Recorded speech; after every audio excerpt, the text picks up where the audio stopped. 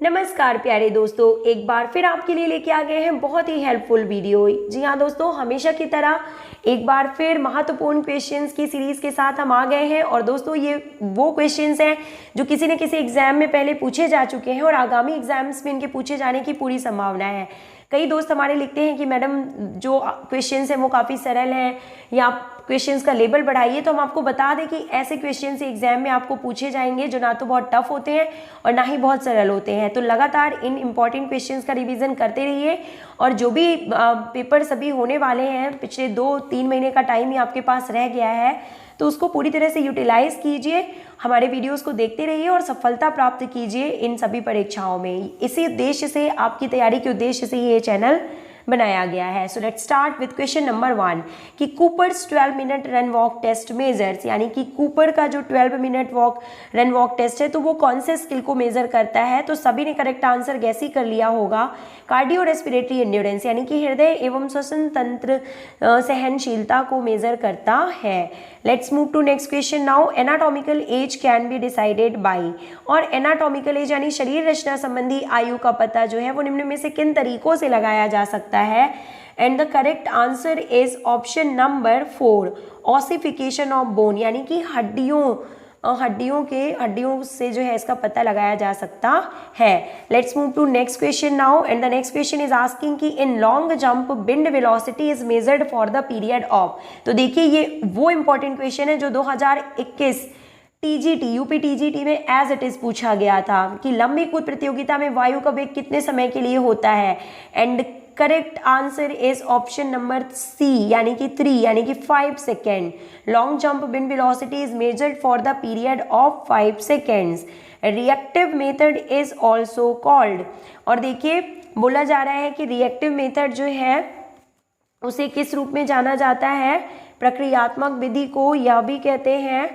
तो इसका आंसर मुझे क्लियर नहीं है, लेकिन मेरे हिसाब से प्रतिक्रियात्मक, यानी कि कंसेंट्रिक, इसेंट्रिक या पॉलीमेट्रिक से इसका संबंध हो सकता है। तो थोड़ा सा डाउट है मुझे, इसका आंसर भी आप कमेंट बॉक्स में लिखिएगा। वैसे मेरे अकॉर्डिंग इसका जो आंसर है वो प्लायोमेट्रिक होगा। Let's move to next question. क्योंकि सेंट्रिक एंड कंसेंट्रिक तो जो होते हैं वो दोनों ही आइसोटोनिक में आते हैं, तो plyometrics is correct answer. Next, अस्थि मांसपेशियों को क्रमशः अवरोही क्रम में यहाँ पे व्यवस्थित करना है।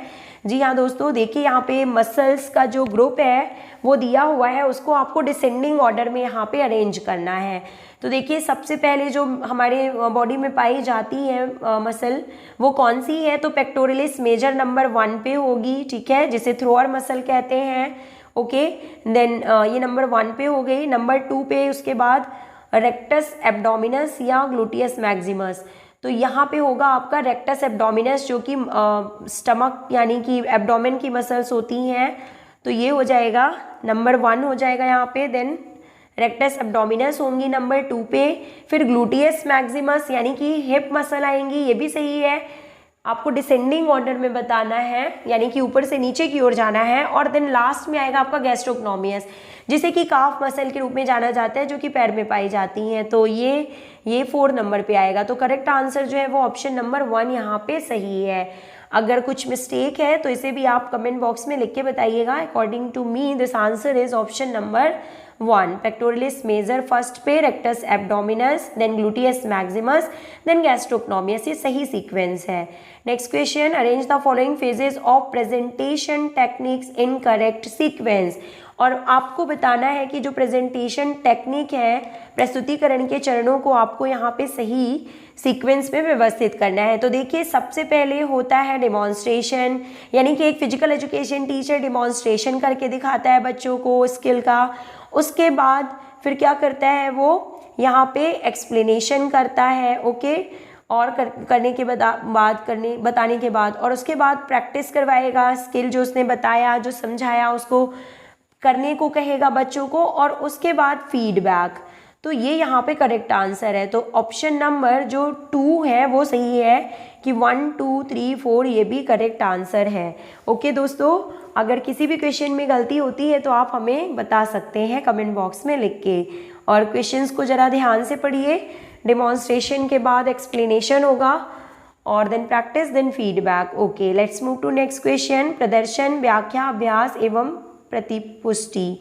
The next question is asking कि एक गेंद को हिट मारने की निम्नलिखित अवस्थाओं को प्रगमन के क्रम में यहाँ पे व्यवस्थित करना है। तो प्रगमन से क्या मतलब है यहाँ पे समझ में नहीं आ रहा है। इस क्वेश्चन को हम इंग्लिश में देखेंगे, अभी आगे के ये पार्ट में ये इंग्लिश में हमें मिलेगा। So let's move to next question.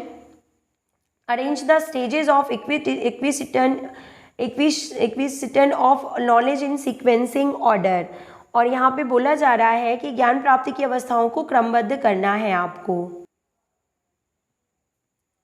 तो देखिए दोस्तों, क्वेश्चन में पूछा गया है कि ज्ञान प्राप्ति की अवस्थाओं को आपको क्रमबद्ध रूप में अरेंज करना है सीक्वेंस में। और करेक्ट आंसर हम आपको पहले यहाँ पे बता देते हैं। ऑप्शन नंबर 4 इज करेक्ट, यानी कि सबसे पहले आता है सेकंड नंबर जो कि है आपका इंफॉर्मेशन, ये है, ये सबसे पहले आएगा। Then after that this is first number, then analysis number 2 पे, then after that fourth number यानी कि application is there and then evaluation. तो ये सही सीक्वेंस है। देखिए आपने सही आंसर यहाँ पे देख लिया है कि जो arrange the stages of acquisition of knowledge ज्ञान प्राप्ति की अवस्थाओं को क्रमबद्ध रूप में अरेंज करना है। तो इन्फॉर्मेशन नंबर 1 पे, then analysis, then application, then evaluation, ये करेक्ट सीक्वेंस है। तो option number 4 is correct here. Let's move to next question.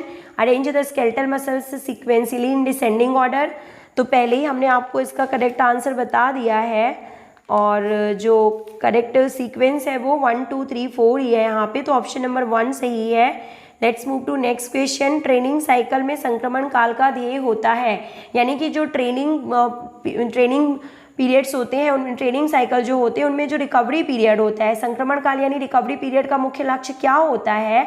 तो पुनर्लाभ यानी कि रिकवरी। संक्रमण काल यानी कि ट्रांजिशन पीरियड का मुख्य लक्ष्य रिकवरी यानी कि पुनर्लाभ होता है। Let's move to next question and the next question is asking that professional ethics in physical education include, यानी कि शारीरिक शिक्षा के व्यवसायक आचरण शास्त्र में शामिल है। तो निम्न में से क्या शामिल है? देखिए पहले आप यहाँ पे गेस कीजिए answer.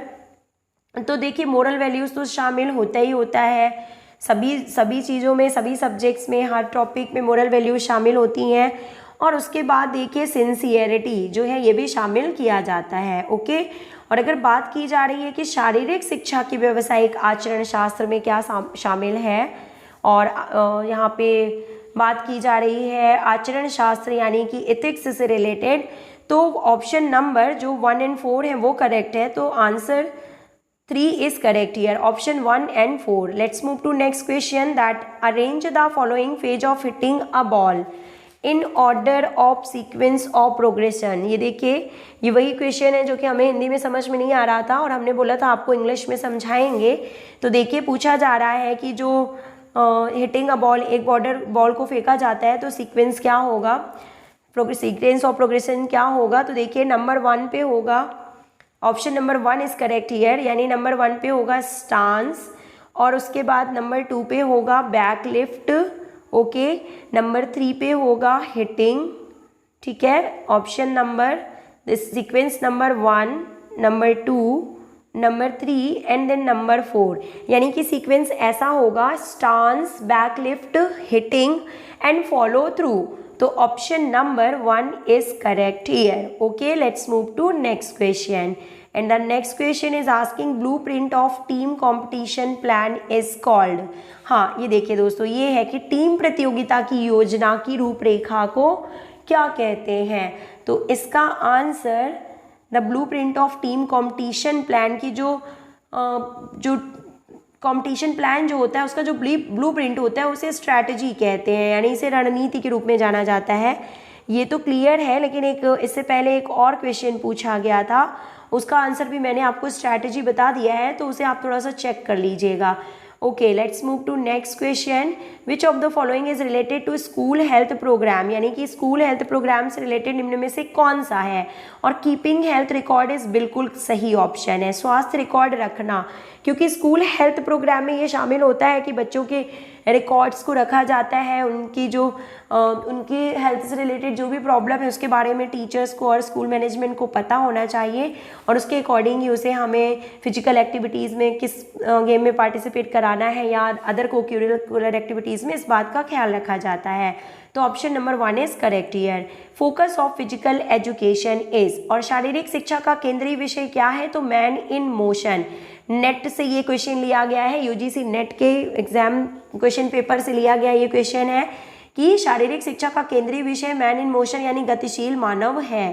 Transition period in training cycle, इसका आंसर हमने आपको पहले ही बता दिया है कि संक्रमण काल का मुख्य उद्देश्य रिकवरी यानी पुनर्लाभ होता है।